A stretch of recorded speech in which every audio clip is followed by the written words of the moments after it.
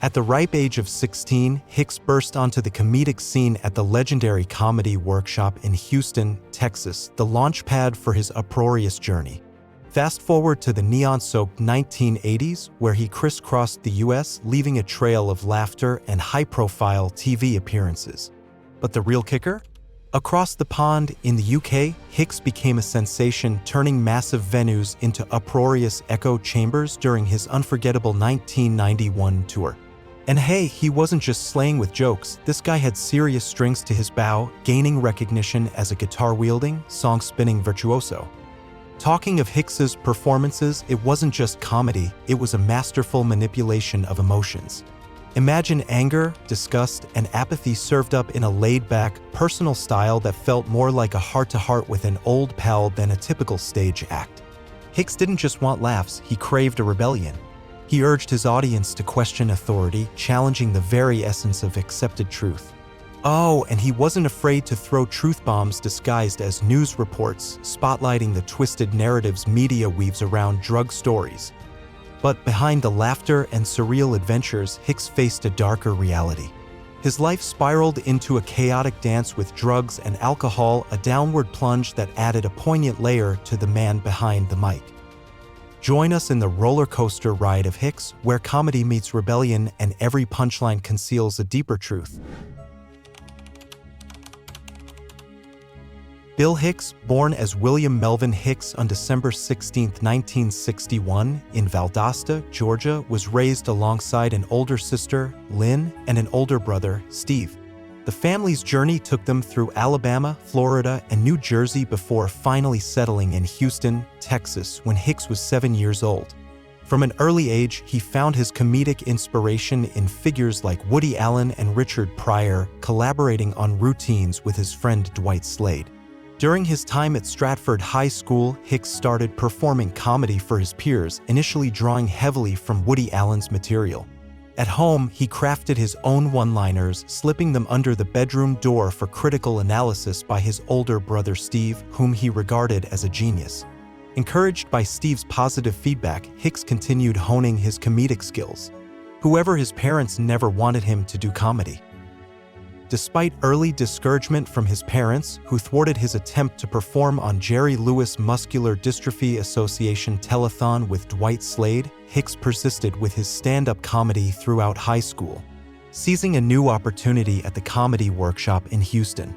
Sneaking out of his bedroom window and down a drain pipe, Hicks raced to a nearby church where he hitched a ride with Slade and their mutual friend Kevin. Early in his career, Hicks began satirizing his family's Southern Baptist religious beliefs.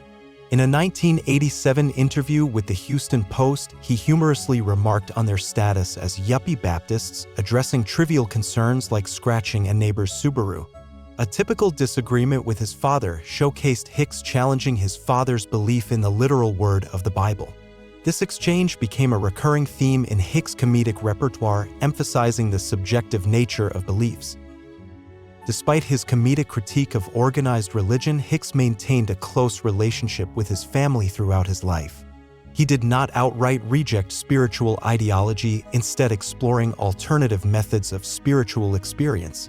Kevin Slade, the elder brother of Dwight, introduced him to transcendental meditation and other spiritual practices. Concerned about Hicks' rebellious behavior, his parents took him to a psychoanalyst at the age of 17.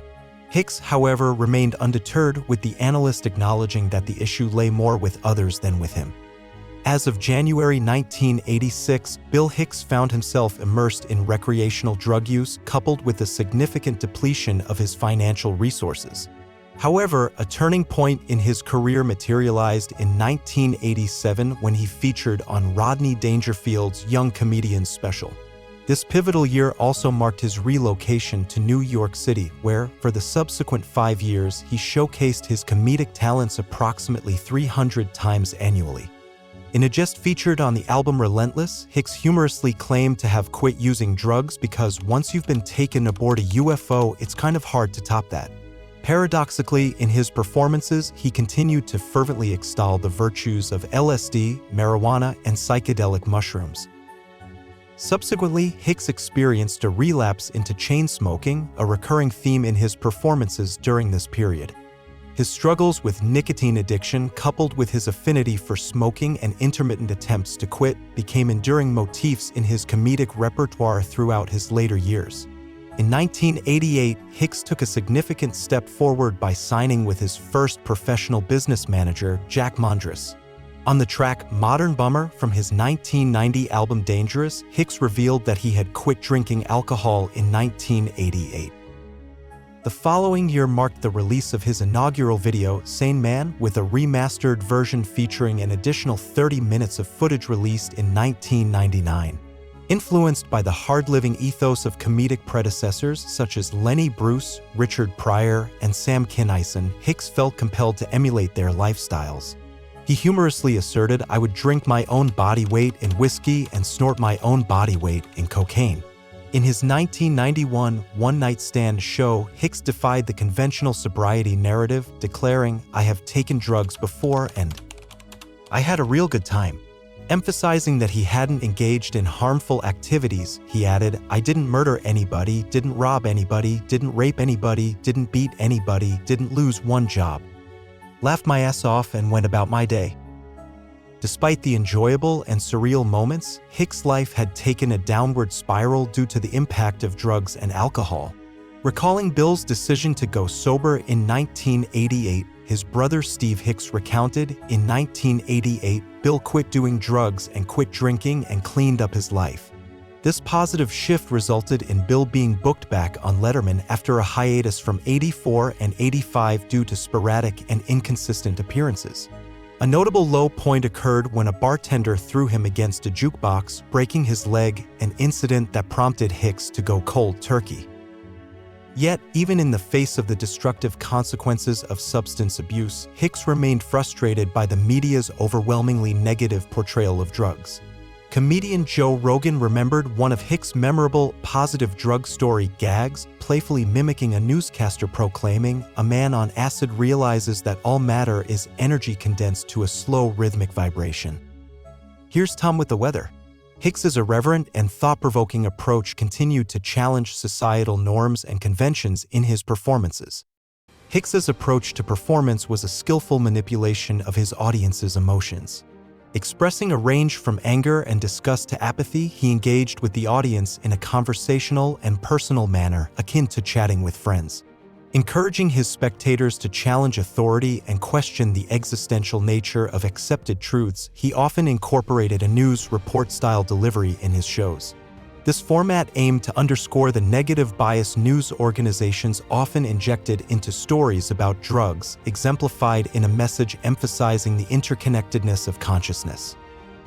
Drawing from the controversial and countercultural ideas of American philosopher and ethnomycologist Terence McKenna, Hicks incorporated psychedelic and philosophical content into his routine.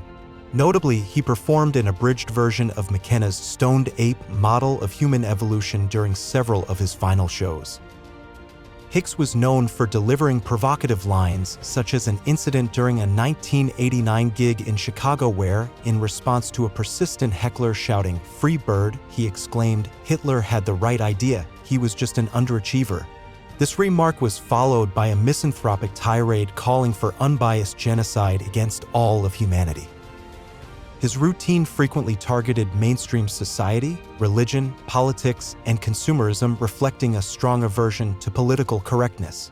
In a BBC interview, he dismissed the idea of creating a routine that appealed to everyone, emphasizing the impossibility of such an act.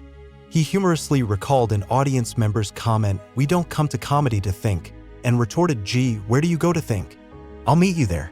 Regarding the gap between audience expectations and his own, Hicks remarked, "But my way is halfway between. I mean, this is a nightclub and, these are adults, and what do you expect?" He even took his opposition to political correctness to an extreme, jokingly stating that the politically correct should be hunted down and killed. Incorporating popular conspiracy theories into his performances, Hicks delved into topics like the assassination of President John F. Kennedy. He openly mocked the Warren Report and the official version of Lee Harvey Oswald as a lone nut assassin.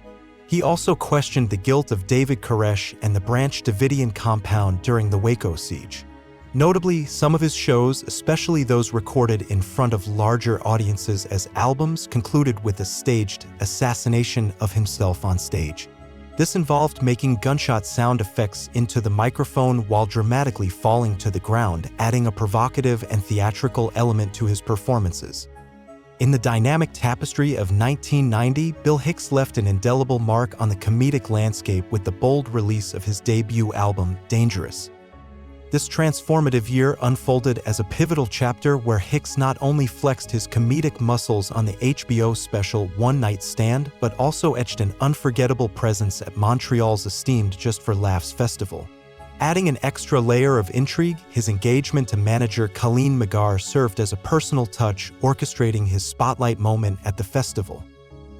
Expanding the horizons of his comedic influence, Hicks found himself among a distinguished group of American stand-up comedians gracing the stages of London's iconic West End in November.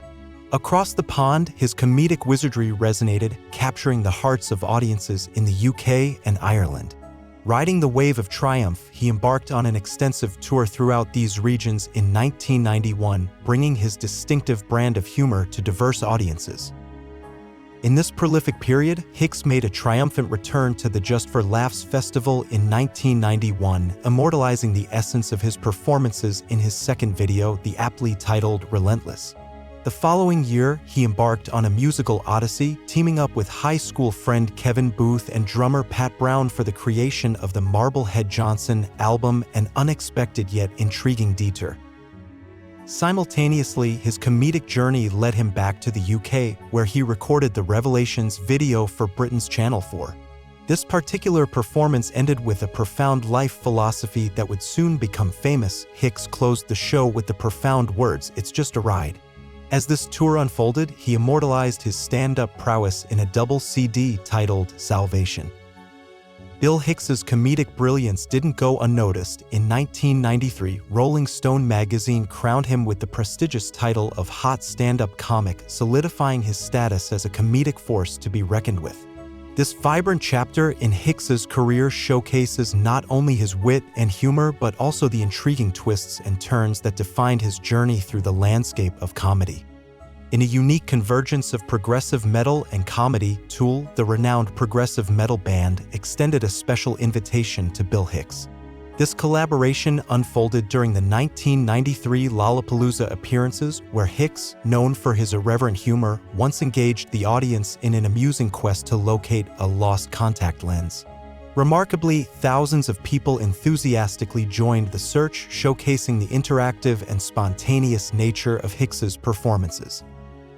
The connection forged between Hicks and Tool transcended mere stage antics. It delved into a profound resonance of ideas and concepts. Tool's members perceived a synchronicity with Hicks, prompting them to dedicate their triple platinum album, Anima 1996, to the late comedian, aiming to amplify awareness of his impactful material and ideas. This homage to Hicks manifests in the distinctive lenticular casing of the Anima album packaging and echoes in the chorus of the title track, Anima. Drawing inspiration from Hicks's Arizona Bay album, specifically a sketch envisioning Los Angeles sinking into the Pacific Ocean, the reference intertwines the worlds of comedy and music. The final track, Third Eye, takes this fusion a step further by seamlessly incorporating samples from Hicks's Dangerous and Relentless albums. In an alternate version of the Anima artwork, a prominent painting of Bill Hicks serves as a poignant tribute, labeling him as another dead hero. The reverence for Hicks extends beyond the visual realm, weaving into the very fabric of the record through liner notes and integrated references. This extraordinary collaboration stands as a testament to the enduring impact of Bill Hicks's comedic legacy, transcending genres and resonating with a diverse audience. In 1984, Bill Hicks received his inaugural invitation to appear on Late Night with David Letterman, unveiling a comedic journey that would later encounter both censorship and controversy. At the time, he grappled with NBC's policy prohibiting handicapped jokes from being aired, challenging Hicks to navigate his stand-up routine without uttering words like wheelchair. Fast forward to October 1, 1993, when Hicks was slated for his 12th appearance on a Letterman late-night show, now on CBS. However, the entire performance was unexpectedly excised from the broadcast, marking an unprecedented act of censorship in the world of comedy. Letterman's producers deemed the material, encompassing jokes about religion and the anti-abortion movement, unfit for broadcast. While initially pointing fingers at CBS, producer Robert Morton eventually admitted that it was his decision. Hicks, undergoing chemotherapy at the time without public knowledge, passed away less than 4 months after his final appearance on Late Show. Letterman expressed regret for the handling of the situation but acknowledged that the decision to remove Hicks's set was his responsibility. The censored routine finally saw the light of day on January 30, 2009, with Hicks's mother, Mary, present in the studio. Letterman admitted that there was absolutely nothing wrong with that and took accountability for the earlier suppression. In a curious turn of events, Hicks's friendship with comedian Denis Leary soured in 1993 when Leary released an album, No Cure for Cancer, featuring lines and themes strikingly similar to Hicks's own routine. Hicks, who had previously tolerated borrowing among comedians, felt betrayed by what he perceived as Leary essentially copying his act. The rift led to an abrupt end to their friendship. Multiple comedians have publicly asserted their belief that Leary not only stole Hicks's material but also adopted his persona and attitude. Hicks himself, when asked about quitting smoking, cheekily remarked, "I just wanted to see if Dennis would too." In a revealing interview, Hicks confessed, "I have a scoop for you. I stole his Leary act. I camouflaged it with punchlines, and to really throw people off, I did it before he did." The tension between Hicks and Leary surfaced again during a 2003 Comedy Central roast of Leary. Comedian Lenny Clark, a friend of Leary's, disclosed a backstage carton of cigarettes from Hicks, accompanied by the message, "Wish I had gotten these to you sooner." This revealing joke, however, was edited out of the final broadcast. The intricate interplay of comedy, censorship, and friendship makes this embarking on a chapter in the enigmatic journey of Bill Hicks's career reveals a tapestry woven with controversy and complexity. One intriguing episode revolves around the shadow of plagiarism as vividly depicted in American Scream. Picture this: Leary, amidst hosting the Nasty Show in Montreal, sends ripples through the air with material eerily akin to the legendary Bill Hicks. Colleen, orchestrating the talent, stands backstage, her ears catching echoes of familiar Hicksian riffs, including the timeless Jim Fix joke. The narrative takes an unexpected turn into the realm of illness and mortality. On June 16, 1993, the ominous diagnosis of pancreatic cancer metastasizing to the liver cast a shadow over Hicks. Undeterred, he continued to tour and recorded the poignant album Arizona Bay while undergoing weekly chemotherapy sessions. The public remained blissfully ignorant of his condition, with only a select few privy to the impending tragedy. In an ironic dance with fate, Hicks, aware of his tenuous grasp on life, humorously speculated about each performance potentially being his last. Unbeknownst to the world, he delivered the final act of his illustrious career at Caroline's in New York on January 6, 1994, before retreating to his parents' home in Little Rock. In the twilight of his existence, Hicks immersed himself in J.R.R. Tolkien's The Lord of the Rings, reaching out to friends with poignant farewells before falling into a silence that heralded his ultimate departure on February 26, 1994. Aged just 32, he found his resting place in the family grave plot in Magnolia Cemetery, Leakesville, Mississippi. Posthumously, Hicks's family unveiled a poignant essay written mere weeks before his demise. Dated February 7, 1994, it offered a glimpse into the mind of the man who once dubbed himself Noam Chomsky with nasty jokes. In retrospect, Hicks envisioned his life as a tapestry of creativity, wielding writing, acting, music, and comedy as tools for change. His journey, marked by a love for literature and an insatiable hunger for new insights, unfolded as a testament to the transformative power of art. The Guardian, seeking reflections on Hicks's legacy, found readers underscoring his philosophical impact.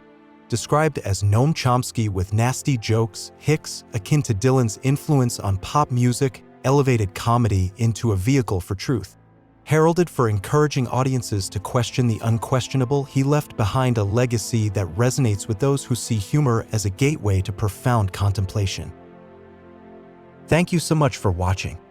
To support our channel, please subscribe